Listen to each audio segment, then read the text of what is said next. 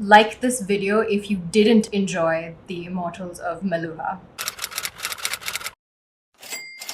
I know this is a hot take, but The Immortals of Meluha was really not for me. And I can tell you the exact moment that I got the ick from the book, and that's when you have gods like Shiv saying things like shit. No. So that inspired today's video, where I am going to give you 3 books that are retellings of Indian mythology that are better, in my opinion, than The Immortals of Meluha. If you're ready, let's go. So the first book that I have for you is, if you know me, you know this is going to feature on this list, The Palace of Illusions by Chitra Banerjee Divakarne. It is a phenomenal book. It's a retelling of the Mahabharata, but from Draupadi's perspective.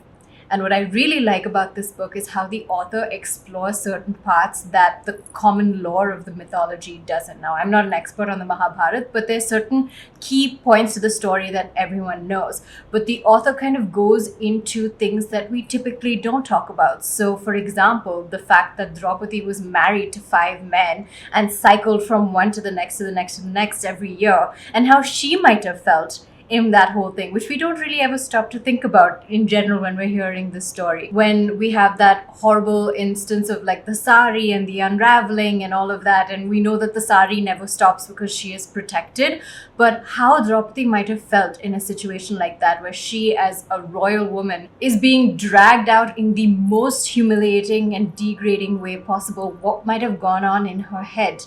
I love that the author explores these kinds of aspects in her retelling of the book. We also get into how Draupadi might have felt being a part of an epic battle that is determined by the gods and fate, and she, who just wants control of her own life, is sort of thrown into this entire mix with no say. And the author really captures her frustration and the very human emotions that anybody might feel in a situation like this. And then there's the forbidden angle of her own sexuality in terms of her experiences with the men that she shares her life with, especially one who is not technically in this mix but is hinted at, which is Karna.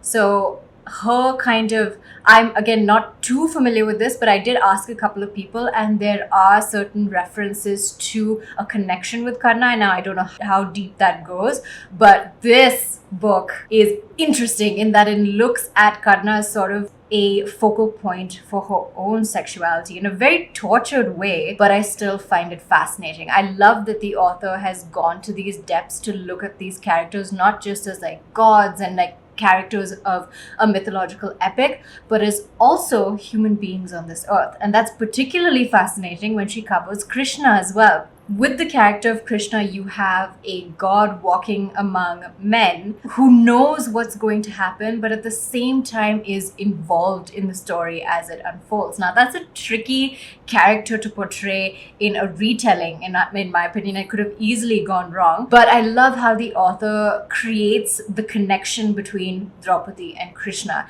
him being her companion in more ways than one, and not just being sort of a deity that's invoked, but somebody who's a support system for her in a very big way. And I found that beyond fascinating. Now, apart from the explorations of the different characters in an otherwise very well-known mythological tale, there's also the action, which is phenomenally done as well, getting into the epic battle itself and how the author takes you through that. I was hooked. I could not put this book down. And in fact, my only complaint is about the cover, because I am not a fan of the sparkly, but really that's just me being nitpicky. It is a phenomenal book and a very interesting and deep retelling, which does justice to all the characters in the original tale without like trivializing them, having them say things like shit and no crap and whatever the hell, but adding a depth to them that we generally would not think of otherwise. The second book I have for you, which is a better mythological retelling than The Immortals of Meluha, is by the same author, and it is The Forest of Enchantments. Now, this goes into the second great epic in Indian mythology, which is the Ramayana, and this is through Sita's perspective. But there are certain key differences between how this is retold and how the Palace of Illusions is done. Because where the Palace of Illusions is very Draupadi focused and we see the world through her lens, while Sita is a key protagonist here, you get the sense that the theme is much bigger, and that theme being love. Throughout the book, and you'll see all my markers here, we explore love through the Ramayana in very, very interesting ways. So the love that unites two people, but the love that can also tear people apart when they choose sides, when they're torn between a sense of duty and a sense of connection to someone. The love that can cause people to do unethical things because they want to protect the people that they love. So the complex characters and relationships that lead to the actions in this story are what I actually found more interesting than the story itself. Again, this is a story that we're very familiar with, but how she goes into the nuances of the relationships the characters have with each other and how that affects the actions that you see later in the book is so well done. I particularly love her depiction of like all the different queens and their motivations. In the original epic, the queens are typically depicted as black and white, and also not very far in the forefront, but she really brings this because the queens represent different facets of this love that I see coming throughout the book. So a mother's love for her son, a wife's love for her husband, a woman's love of and respect for herself in the midst of people telling her and questioning her purity is it's very, very good. I also love this book. The third of the 3 books that I have for you today is called The Great Indian Novel. Now, do not be scared. It is by Shashi Tharoor, but it is very, very readable. The first reaction that I get when I tell people it's a book by Shashi Tharoor is, I'm not even going to attempt it because I can't understand a thing the man says. I get it, but the way that he writes is not the same way that he speaks. So I would say that his books are actually far more accessible in terms of readability. And what is fascinating about The Great Indian Novel is it is also a retelling of the Mahabharata, but using characters from Indian history during our struggle for independence as characters of the Mahabharata. So what does that mean? Your Gandhi, Nehru, all these people are portrayed as characters from the Mahabharata, and our fight for independence is the Great War. That the imagination that went into this is amazing, and it is not, trust me, it may look like a daunting read.